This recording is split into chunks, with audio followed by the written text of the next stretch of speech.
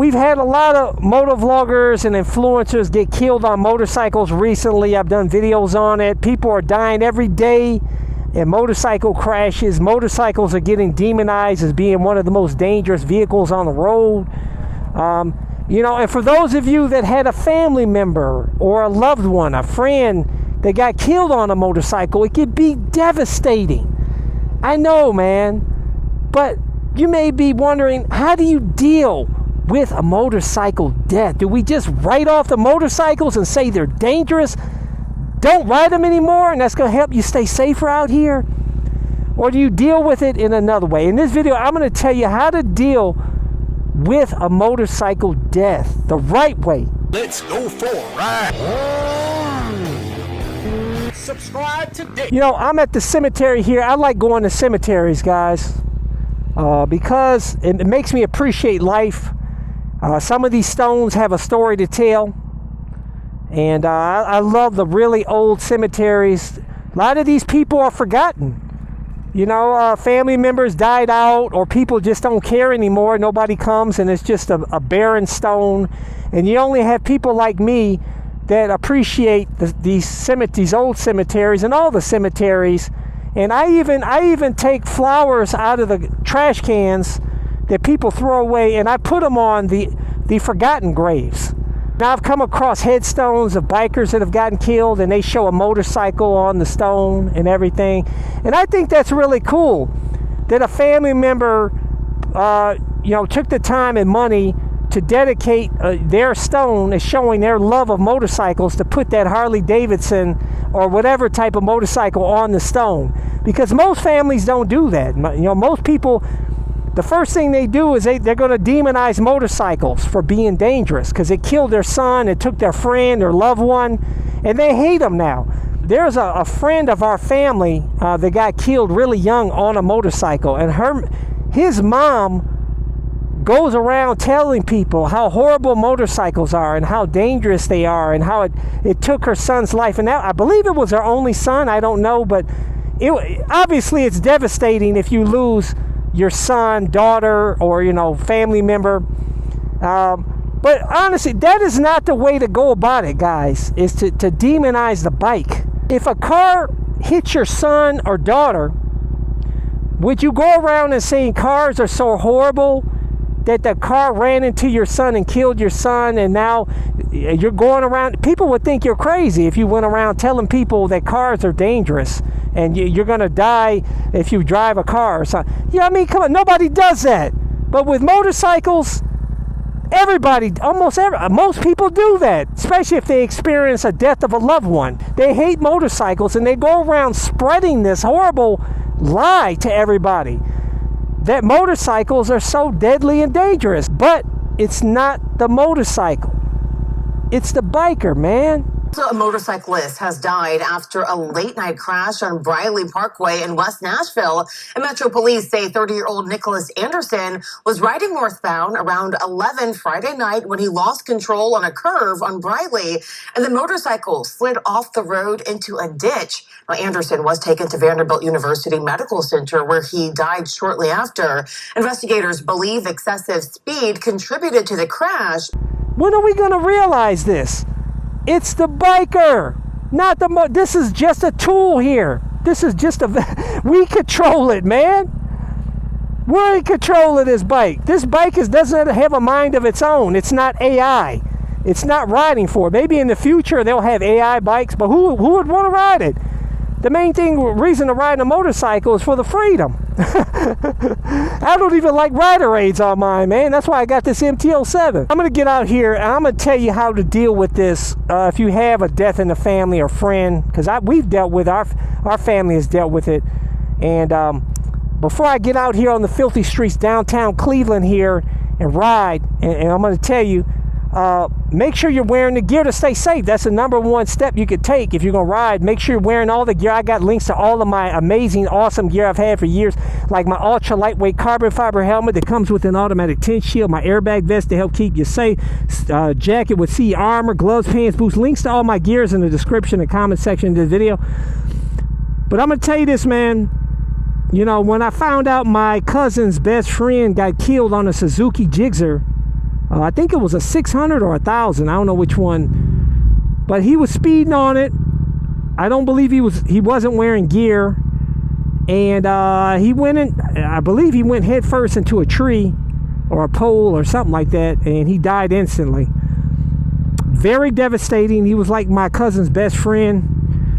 I didn't know him that well. He come over the house sometimes, cool kid. But it was my cousin's best friend, and it was very sad when he died, you know. It's sad when anybody dies. It could be a car crash or whatever. Somebody gets shot or something or whatever, man. Shit, you know, crap happens out here, guys, okay? That's the first thing. That's how you deal with a motorcycle death, is you say crap happens, and you gotta blame the biker, okay? You gotta blame the biker.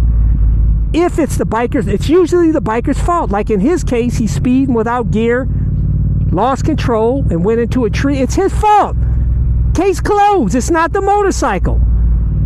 Had he been wearing full gear, chilling like I'm doing out here, riding, enjoying the cruise, he wouldn't be dead. You know what I'm saying? So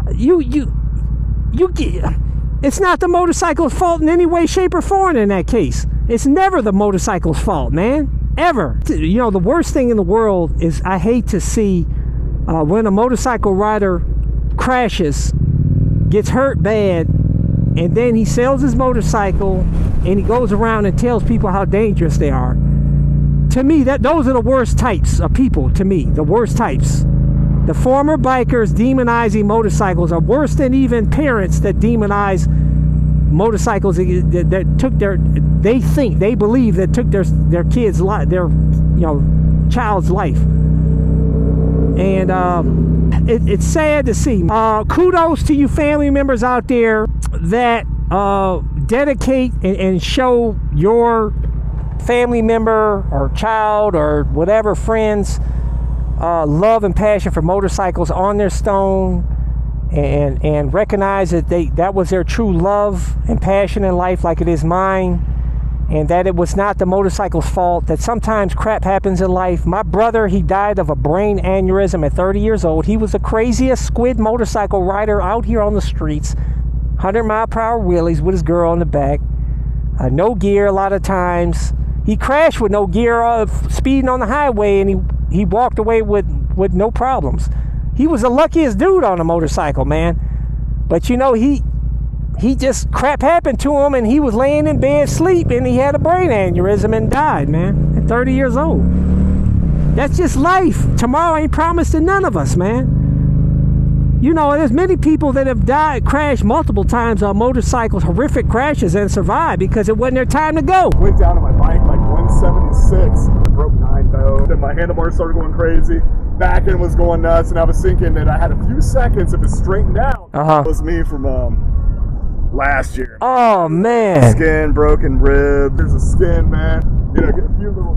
There's people that have parachuted where their parachute failed to deploy, and they survived from like 100 stories up in the air and without a parachute, and just dropped free to the ground and survived it because it wasn't their time to go. You know what I'm saying? Some people, it's just, and then you have babies that die, you know, in the womb, live 1 or 2 days. Kids that die, cancer in the hospital at a young age. I'm telling you, you never know what life can bring, but don't blame, the key to this is don't blame the motorcycle. It's never the motorcycle's fault, unless, now if it's a defect with the bike, say like with Corey Harrison, I think that's his name, from Pawn Stars, he was, his rear fender came loose and caused his bike to fishtail, and he jumped off his bike at 40 miles an hour. And he ended up with 11 broken bones and some life-saving surgeries and $100,000+ in debt that he's asking you guys to pay for in donations. And because he didn't check his bike. That's not the bike's fault, man. That you didn't make sure the bolts have been Loctited and Loctited down. And you always want to check and make sure your bike is in good working order with no loose bolts or nothing. You know, it's not the bike's fault. But yet, I don't know, he may be going around town saying that the motorcycles are dangerous. You know, that can happen with a car. If you're riding around with unsafe, you know, wheels are loose on your car or something, or brake lines break or something. You know, that's not the car's fault. It's your fault for poor maintenance. Now, this is where bikers like to come and hang out here on 9th Street here, the 9th Street Pier, downtown Cleveland. Check that out. Old Cadillac. Look at that. Nice.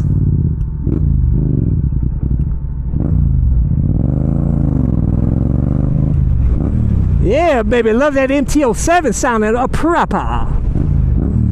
Yeah. But anyways, leave a comment below, man. Let's talk about it. I want to hear what you guys got to say.